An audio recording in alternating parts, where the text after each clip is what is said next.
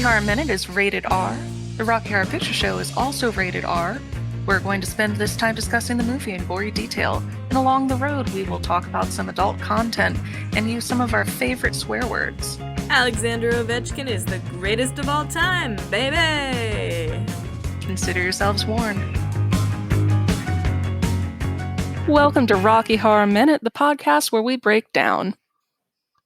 Oh, I had a sentence break there. Okay, we're going to do that again.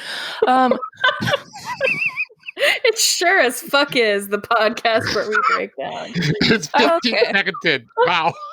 Boop, boop, boop, boop. Welcome to Rocky Horror Minute, the podcast where we break down the Rocky Horror Picture Show in excruciating detail, 1 minute at a time. I'm one of your hosts, Leandra. And I'm your other host, Kelly. And that's Kelly Hansen, where the I stands for intelligent. It's Leandra Lynn, where the Y stands for you're a cunt. Thankfully, we're joined by Blake Reilly of D5, the Mighty Ducks podcast, and the Blake and Sal show. I'm so glad I have headphones in right now. I'm so glad I have headphones in. I love We have had guests ask to record after a certain time of night so that their kids don't hear them talking about disgusting things. Yeah, I'm so glad I'm in like my wife and son's office and they're downstairs so they can't hear anything, but I'm so glad I have headphones in for that very reason though. Yeah, for those of you that are just joining this podcast on minute 58, we swear a lot. If you didn't catch if you didn't catch the disclaimer, we'll say it again now. Fuck no. Yeah. You know what's funny? We went the whole first show without cursing much, so there you go. I made up for it. It's true. Yeah. So, this is minute 59. 58. 58. This is minute 58. Take 8. So this is minute 58 of the Rocky Horror Picture Show. What happens in minute 58 of the Rocky Horror Picture Show? I'm so glad you asked. So we last left Janet singing to Rocky, and she had said, "There's no use getting." In this minute, she continues into heavy petting. It only leads to trouble and seat wetting. Now, during heavy petting, she's pulling Rocky's hand up towards her breast, and then she thrusts it away when she says it only leads to trouble. Looks up really sanctimoniously, and then after seat wetting, she looks down very guiltily. So there's an untold story there. Then we see Magenta and Columbia are still laughing. Columbia's still painting Magenta's toenails with like intense concentration, while Magenta is blow drying that same single section of her hair that she blow dries for this entire song. Janet continues, "Now all I want to know is how to go. I've tasted blood and I want more." Magenta and Columbia chant, "More, more, more." Janet rips her slip more for no reason that I can see, and says, "I'll put up no resistance. I want to stay the distance." Magenta and Columbia shriek with excitement. She says, "I've got an itch to scratch." They gasp. And she says, "I need assistance." And then she goes into the chorus. "Touch it, touch it, touch it, touch me. I want to be dirty." She's pulling Rocky towards her. He kind of tries to turn away and she just pulls him right back. Sings, "Thrill me, chill me, fulfill me, creature of the night." Now, Magenta and Columbia are watching intently, and Magenta's like finger banging her dryer, for lack of a better word, at this point. It's a very sexual motion she's doing with her fingers. She's flipping the bean. Yeah, for sure. And then we see on the monitor, Rocky goes under Janet's leg, and she gets into the tank with him. And she starts kind of advancing upon him. She goes, "Then if anything grows," giggle, "while you pose, I'll oil you up and drop you down." And that's the end of the minute. Super sexy minute, right, guys? Definitely. 100% yes. All right. I mean, yeah. Yes. Yeah. Yes. It is. It is. This is like maybe the filthiest lyrics in some places in the entire movie. Like, it took me a long time to really understand what some of it meant. And you know but what? I don't know. Maybe You know what though? The seat wetting line. It is such brilliant wordplay for someone who loves lyrics like I do. Like you can't get over how good the wordplay is. I just like reading it, and I had the lyrics in front of me. Like it's such great wordplay.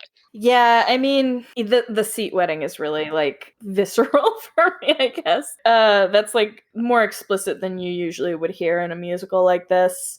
Has this ever happened to you? I know, right? It's like, if I've been kicked out of more movie theaters, I tell you what. But there you go. So, what's funny about that line? You know what's funny about that line though? What is Brad's life like if she's just like dealing with that, but he's not getting any action? Like, like what is going on there? Yeah. I mean, she claims she's only ever kissed before, but it's like, yeah, okay, Janet. We like the look she gives when after seat wetting tells a different tale. She never said she didn't take care of herself. She said she didn't kiss other people. There's a difference. There's a big difference. Yeah, that's true. She's an everything but girl. Yeah. And that's either with one T or two. Yeah. So, yeah, on the topic of the lyrics, the lyric, all I want to know is how to go. What does that mean? Actually, I could actually help that one. That was actually I know like when I was younger, that was in my high school, like the word you use when you're talking about getting with somebody. That was actually the way you said it in school without getting in trouble. What do you mean? I went with, I remember say Greece. In Greece, they talk like that, where they're going and they went and like they talk about that in Greece. Oh, I've heard like obviously going all the way or whatever. In Greece, but I guess they talk like that. But remember, Greece is PG, so they have to talk around sex in that movie. So like, a lot of times they'll say, "I went with her," and that means we fucked. But they don't say that. Oh my god! You know what? Yeah, I was obsessed with Grease as a child, and I've definitely heard that phrase before. But I think I always just assume it meant like going out with someone. You know. If the next time you watch Grease, well, and that's what we watch those scenes. Well, we watch those scenes knowing they're talking about sex without talking about sex. That's what they're doing. Yeah. I will say in Donnie Darko, which I know is absolutely the exact same thing as Grease and Rocky. At one point, Great Jake Gyllenhaal. Donnie Darko. Yes. Beautiful. Jake Gyllenhaal says, "Hey, I want to know if you would go with me." And the girl that he's talking to says, "Where?" And he has to kind of awkwardly explain that it's like, I would like to date you. Well, see, that's what I'm saying. I thought that to go with someone would be to date them, not necessarily just to fuck. But there you go. Well, I think that there's kind of an implication of a second location. You're right. Okay. So that was interesting, and I just think that like seems like you know how, Janet, at this point. You know what I mean? Yeah, she's on autopilot. Yeah. I'm pretty sure that the line is, "I'll oil you up and rub you down." Yes. Not drop you down. It is rub you down. I have the lyrics in front of me, so I do have the lyrics right here. Yeah. Yeah, but she said drop you down. Yeah. And I want to say that there are several other people who have heard say that. I don't know what it is. And actually, I have because I was going to joke about this later. That's actually the lyric in the Glee version. "I'll oil you up and drop you down" is the Glee version. So that could be the mistake.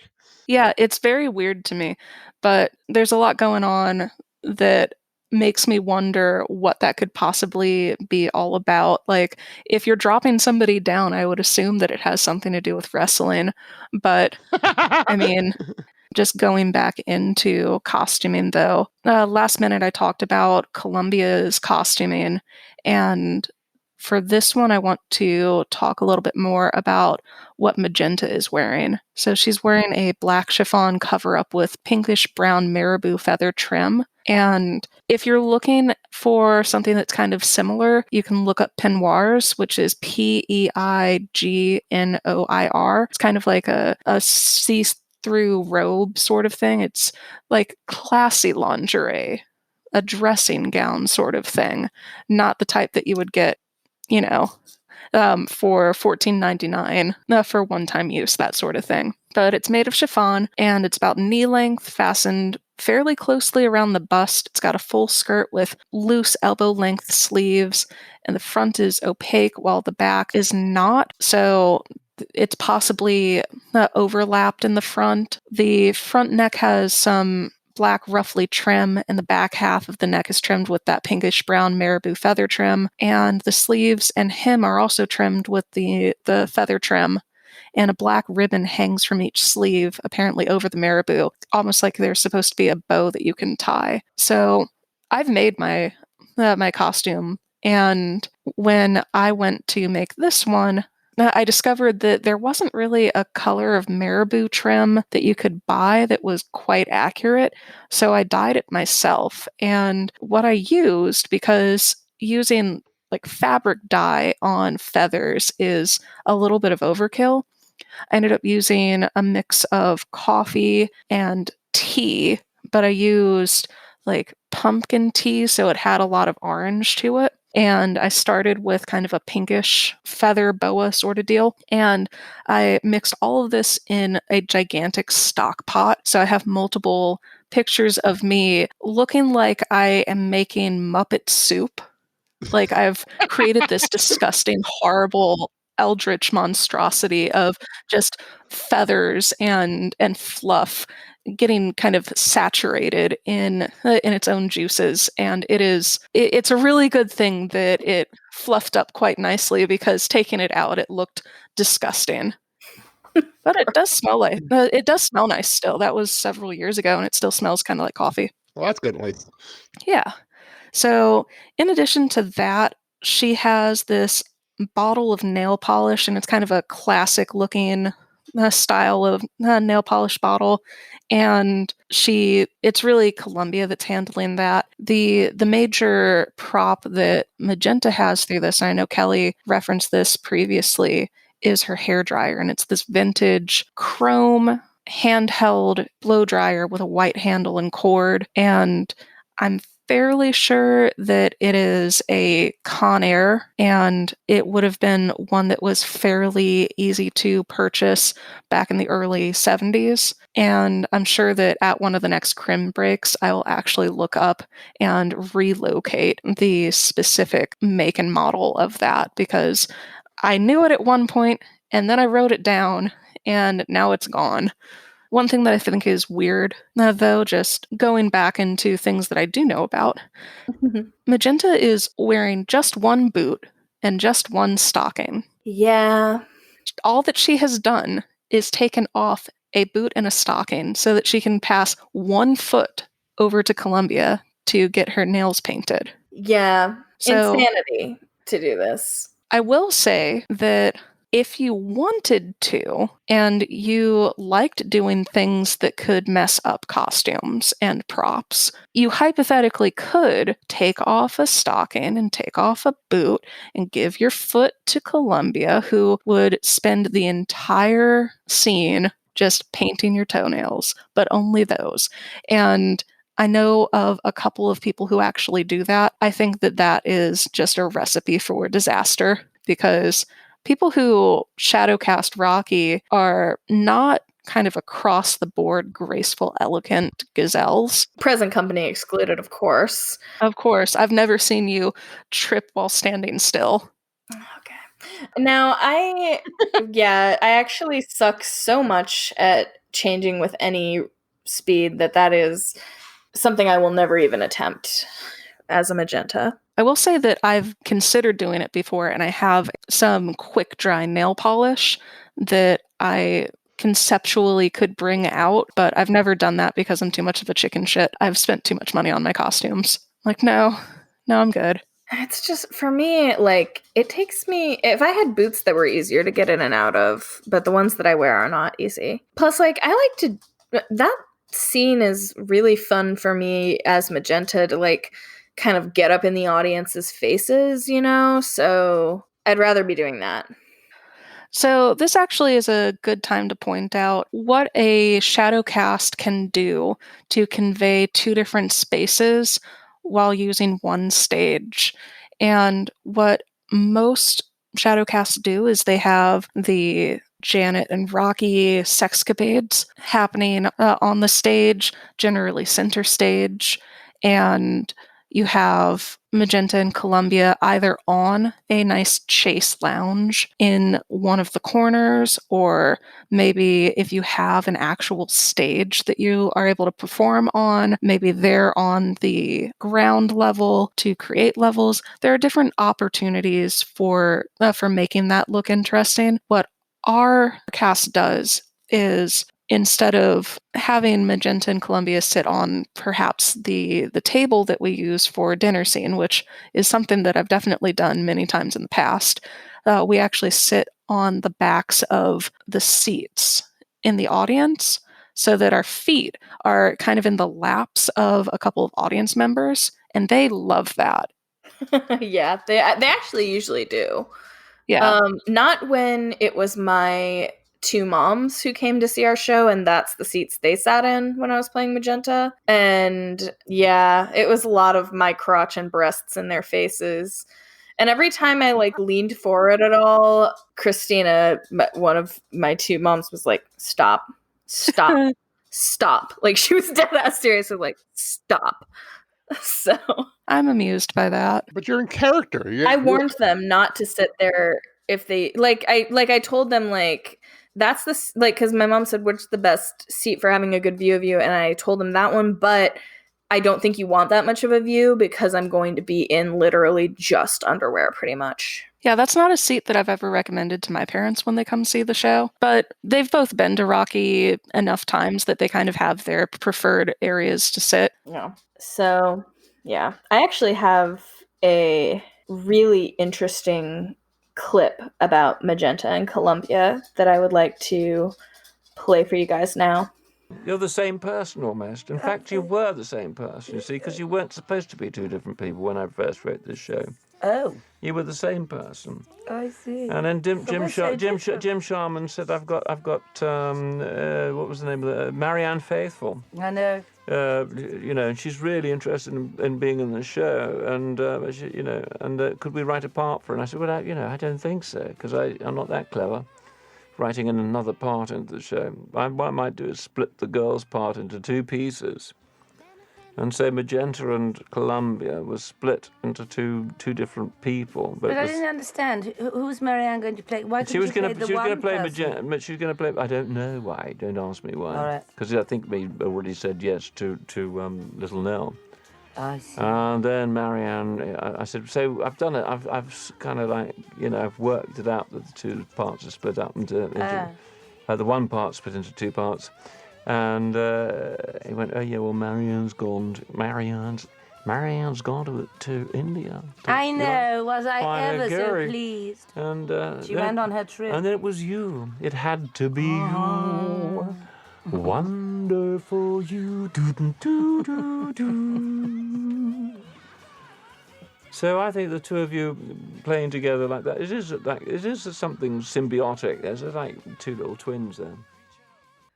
I liked that. Yeah. I did not know that before I listened to this commentary. Did you know that, Leandra, that it was originally supposed to be one part? I'm not sure if I remembered that, but I did know that the original Magenta did go on Walkabout, and that's when Patricia Quinn swooped in and became iconic. So yeah, I knew about the Walkabout thing. I remember you talking about it, but I didn't realize that Magenta, the part of Magenta, was created for that person who then went on Walkabout, I guess. So it's crazy. But anyway, I think that that's a really interesting thing to think about, how they were cut from the same character. It makes sense too if you listen to the Rocky Horror Show soundtrack, because I think that the characters of Magenta and Columbia are a little more similar in the show. I could agree with that, yeah. Like in this scene, for example, they're always speaking in unison. Like, you mean you'd only ever kissed? And stuff like that. Yeah. So, I have a question for you. Okay. Which lyrics do you prefer? The lyrics that are in this film or the Glee lyrics for this?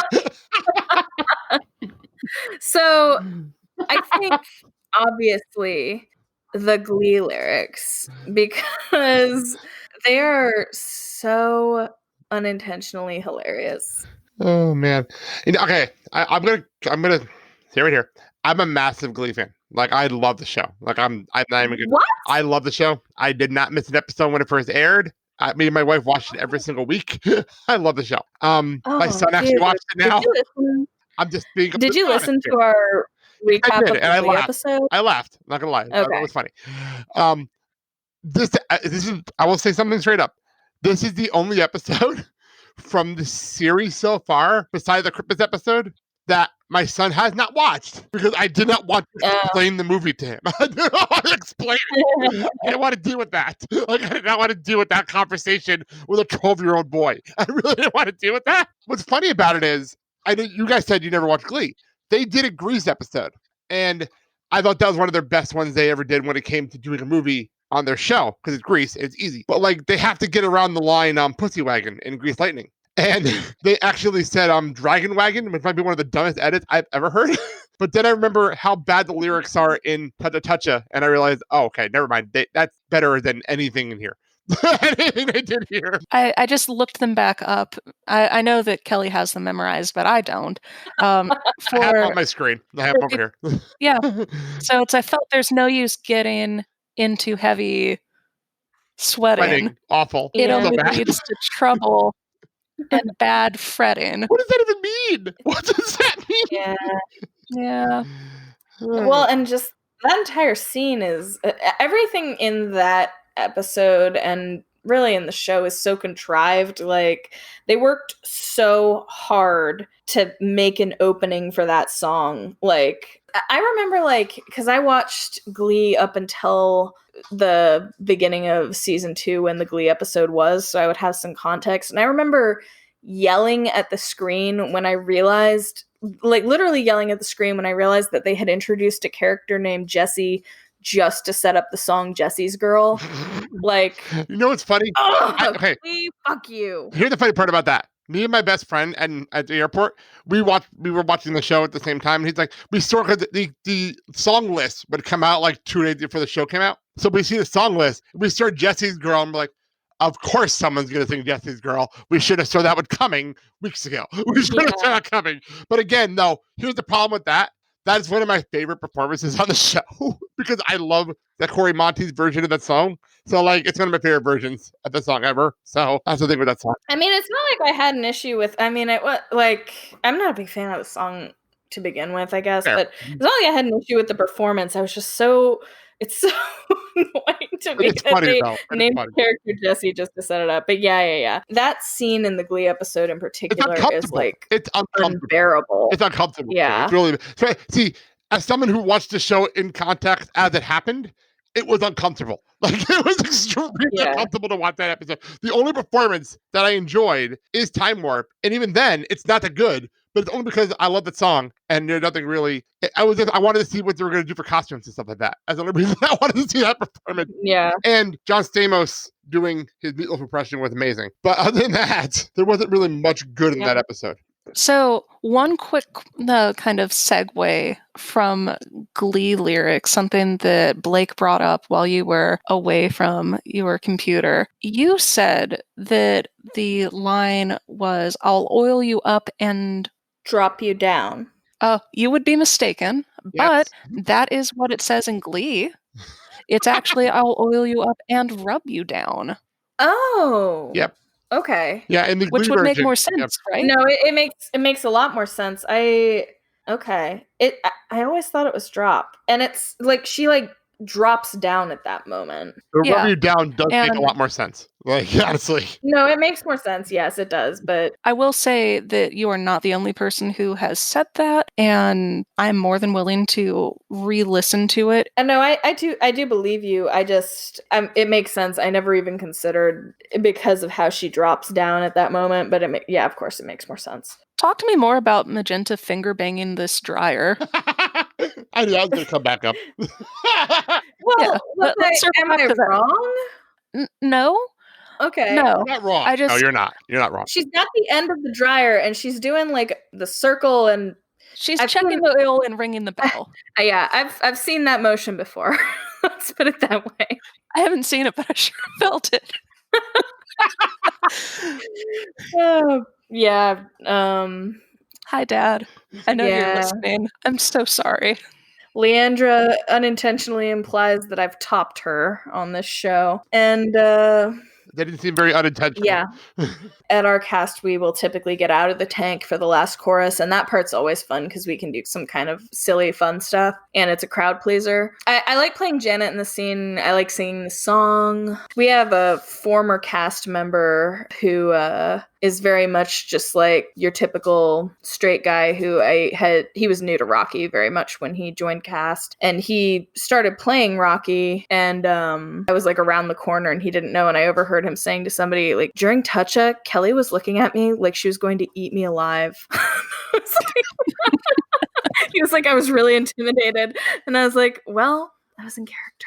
I mean, I've seen you give that look to many a person, so. Yeah. So anyway, I died when I overheard that. I was like, oh good, that came across. Anyway, so that was all I really had for this minute. I don't know if either of you had anything else. The one final thing that I did want to throw out there was kind of in juxtaposition of the leapfrog trophy that is in between Magenta and Columbia. We have the marble naked male statue in between Rocky and Janet, and something about the fact that this thing is absolutely like dead center of the screen through the vast majority of this has to be intentional. And once you have that in your eye, it really draws attention from everything else. And I don't love that, but I do think it's funny. You know, it's funny. Actually, I was thinking the same thing because we're doing this minute by minute. So I'm freeze framing the screen on this end, and that's right there. You can't unsee it.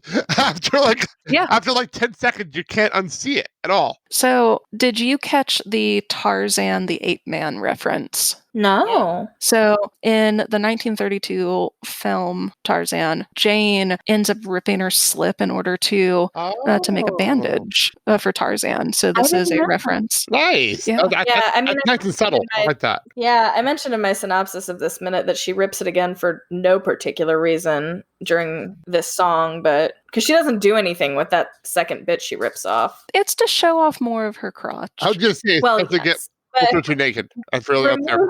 Removing the granny panties would go a long way, I think. We're getting there. Yeah. I will say that I do love her bra. Yeah. Janet's bra is just, it's not sexy, or I guess I don't think that it's sexy, but I do think that it's very pretty. It's got some nice kind of lacy detail to it. I've searched far and wide for a bra like that in my size for my costume. Yeah, they don't tend to make very pretty feminine bras in sizes for people who are pretty and feminine, but also large-breasted. Yeah. I mean, they're getting better, but yeah, most of my bras do just look like gigantic coconut shells, basically. Yeah, you should feel ashamed of your big smart titties. Yeah. My heaving sex bosoms. Your dirty pillows. Yeah, exactly. They're breasts, mama. Anyway, those were all of the notes that I had for this minute. Blake, did you have anything before we jumped into callbacks? No, I think I'm good. Okay. All right. So I just have a few. Starting with Into Heavy Petting, you can sing along with her and go, into heavy metal, it only leads to Slayer and Pantera. You could even do it in more of a metal voice, but I don't really have it in me tonight. And after that, after more, after each instance, you can reply less. And finally, I have a very special callback that a very silly, annoying friend of ours loves to do specifically to annoy all of the rest of us. During the chorus, she will sing, taco, taco, taco, taco, I want a burrito, sour cream and guacamole, Taco Bell tonight. I don't know where she learned it. She's not really a Rocky person, but I don't think she came up with it on her own. She did not. It's a nice one. Yeah, she gets more joy out of singing that than I've ever seen anyone get out of a callback. She's exhilarated every time. Leandra, which ones did I miss? Not a whole lot. We've got some regional ones to go over. If you're not super into the heavy metal callback, you can go, I thought there's no use getting laid, and then into heavy petting, like what I do with my ferret, which I don't think is great, but it is a thing to say. And then it only leads to trouble and seat wetting. you can stand up and go, oh shit, my seat's wet. And then the callback to the callback is sit down and enjoy it. Gross. Wow. And then now all I want to know is how to go down on you. I've tasted, instead of blood, you can say come. Yes. And I'll put up no resistance. You never did. And That's true. this is one that I've perhaps misheard, or it is one of those games of telephone that I'm just not privy to the beginning of it. But instead of I want to stay the distance, you can go I want to suck your pistons, which I might be mishearing it. It could be that this is something that over the years has changed, but you can say suck your distance or take your distance, referring to a penis. And then I've got an itchy snatch.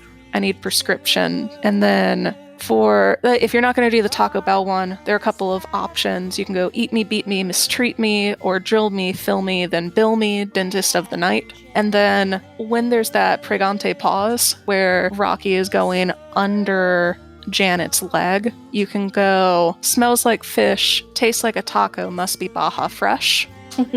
So those are really the only ones that I have that you did not go over. All right.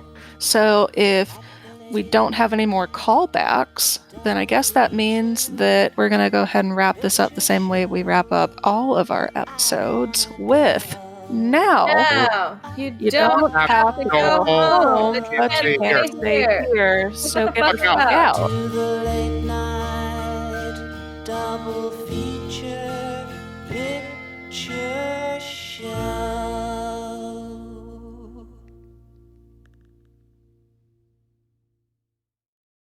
Conceptually, if we had time for all of my stuff, I would definitely be oiling you up right now, but instead we're just going to go raw.